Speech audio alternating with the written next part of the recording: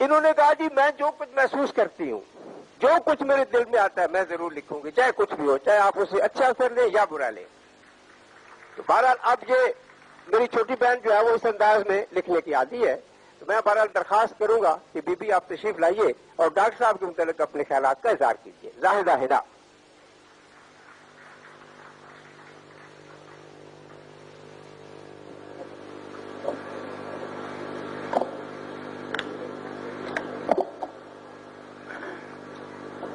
جناب صاحب صدر، معزز خواتین و حضرات، شاہ صاحب نے ابھی آپ کو بتا ہی دیا ہے، میں ادھر ادھر کی باتیں کرتی ہوں، کہنے کسی موضوع پہ آتی ہوں کہتی کچھ ہوں، آج بھی کچھ یہی عالم ہے۔ کیا ہم آج اس لیے اکٹھے ہوئے ہیں کہ 20ویں صدی کے اختتام پر دنیا کا ایک ذی وقار شہری اور مایہ ناز سائنسداں 70 برس کا ہو گیا؟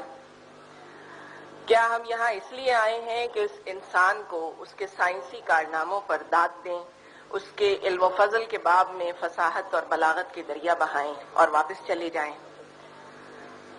ہو سکتا ہے کچھ لوگ یہاں اسی لیے آئے ہوں، لیکن معافی کی طلبگار ہوں کہ میں یہاں اس لیے نہیں آئی۔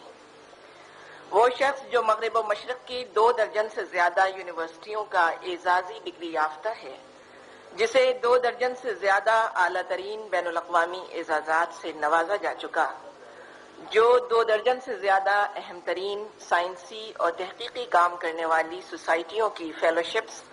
اور ممبرشپس رکھتا ہے، اسے آپ کی اور میری تعریف و توصیف کی ذرہ برابر ضرورت نہیں۔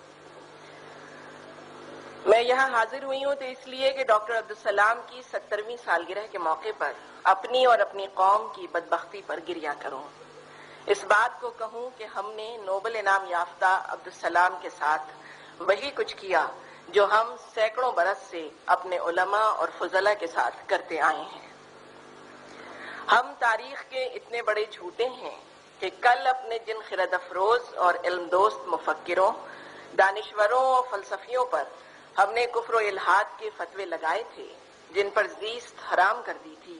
آج ہم انہی کے ناموں کے آگے رحمت اللہ علیہ لکھتے ہیں اور ان کے نام سے پہلے امام نہ لکھنے کو کفر کے مترادف قرار دیتے ہیں۔ ہم بھول چکے ہیں کہ ابن حزم کا مدرسہ اور کتب خانہ ہم نے جلایا تھا اور اسے قید و بند کی صعوبتوں سے ہم نے گزارا تھا، آج وہ ہمارے لیے امام ابن حزم ہے۔ ہم کسی کو یہ نہیں بتاتے کہ ہم نے ابن تیمیہ کی کتابیں جلائیں، اسے قید کیا،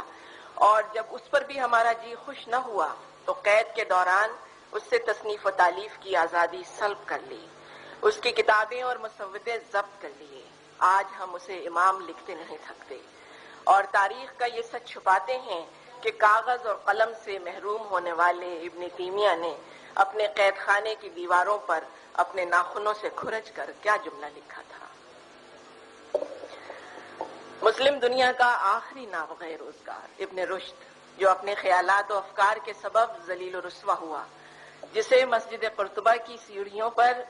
نمازیوں کے جوتے صاف کرنے کی سزا دی گئی، جسے جلا وطن کیا گیا، جس کی کتابیں قرطبہ کے چوک پر جلائی گئیں۔ آج اسی ابن رشد کے حوالے سے ہم یورپ میں نشأۃ الثانیہ کا صحرا اپنے سر باندھتے ہیں۔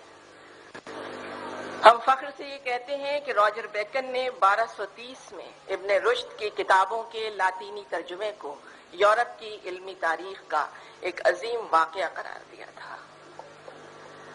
عالم اسلام میں علم پروری اور عقل دوستی کا زوال ابن الہیثم اور البیرونی سے پہلے ہی شروع ہو چکا تھا، اور یہ عمل 12ویں صدی کے آخری برسوں میں ابن رشد کی ذلت آمیز جلاوطنی کے ساتھ مکمل ہوا۔ اس عظیم سانحے کو 1000 برس گزر چکے، لیکن پستیوں میں مسلسل اترتے رہنے، یورپی استعمار کی نوآبادیات بن جانے اور نام نہاد سیاسی آزادی کے بعد مغرب کی اقتصادی غلامی میں آنے کے باوجود سائنس اور ٹیکنالوجی کے باب میں ایک روشن خیال اور وسیع المشرب سماج کی تعمیر کے سلسلے میں ہمارے رویے آج بھی 10ویں، 11ویں اور 12ویں صدی عیسوی سے آگے نہیں بڑھے۔ ابن رشد کو ہسپانیہ کے یہودیوں نے سینے سے لگایا اور اس کے خیالات و افکار یورپ کی علمی اور سائنسی ترقی کا نقطۂ آغاز بنے، اور ہم آج 800 برس بعد بھی اتنے ہی بدبخت ہیں کہ ہم نے اپنے ایک نابغہ روزگار کے لیے اس کے اپنے ملک میں عرصہ حیات تنگ کر دیا۔ دیار غیر میں جلا وطنی کی زندگی گزارنے والے اب ڈاکٹر عبدالسلام سے مغرب و مشرق کی ذہانتیں استفادہ کرتی ہیں۔ یہ شخص طبیعیات کا نوبل انعام لینے جاتا ہے تو سویڈن کے بادشاہ اور ملکہ اس کا انتظار کرتے ہیں۔ شاہی خاندان کے سامنے اس کی آمد کا اعلان بگل بجا کر کیا جاتا ہے۔ دنیا بھر سے آئے ہوئے ہزارہ سائنسدان، دانشور اور طالب علم سرقت کھڑے ہو کر اس کی تعظیم کرتے ہیں، لیکن یہی نوبل انعام یافتہ سائنسدان جب اپنے ملک کا رخ کرتا ہے تو برسر اقتدار خواتین و حضرات اسے ملاقات کا وقت نہیں دیتے۔ معمولی سرکاری اہلکار سائنس کی ترقی کے لیے اس کی بیش قیمت تجاویز اور پیشکشوں کے معاملات کو سرد خانے میں ڈال دیتے ہیں، اور اسی شہر کا ایک تعلیمی ادارہ اسے اپنے یہاں مدعو کرتا ہے تو مذہبی جنونیوں کا ایک ٹولہ اس کی آمد کو کفر و اسلام کی جنگ میں تبدیل کر دیتا ہے۔ آج ہم آمد کو کفر و اسلام کی جنگ میں تبدیل کر دیتا ہے۔ آج ہم تباہی و بربادی کی جس دلدل میں دھسے ہوئے ہیں اس کا بنیادی سبب ہماری علم دشمنی، جہل دوستی اور اپنے عالموں اور فاضلوں کی توہین و تذلیل ہے۔ ہم اپنی ذہانتوں کو دیس نکالا دیتے ہیں اور اس پر فخر کرتے ہیں۔ ہم اس ملک میں تفکر و تدبر کے سوتوں پر پہرے بٹھاتے ہیں۔ ہم اپنی دانشگاہوں میں ذہانتوں کو پنپنے نہیں دیتے اور انہیں کبھی ملحد، کبھی کافر اور کبھی بے راہ رو قرار دے کر مجبور کر دیتے ہیں کہ وہ دیار غیر کا رخ کریں اور ان کی ذہانتیں یورپ و امریکہ میں گل و گلزار کھلائیں۔ ہم جس تیزی سے زوال اور ذلت آمیز غلامی کی طرف جا رہے ہیں اس کا بنیادی سبب یہی ہے کہ ہمارے سیاسی رہنما اور ہمارے دانشور منافقت میں مبتلا ہیں۔ کسی بھی قوم کی رہنمائی اس کے سیاستدان، مدبر، مفکر اور دانش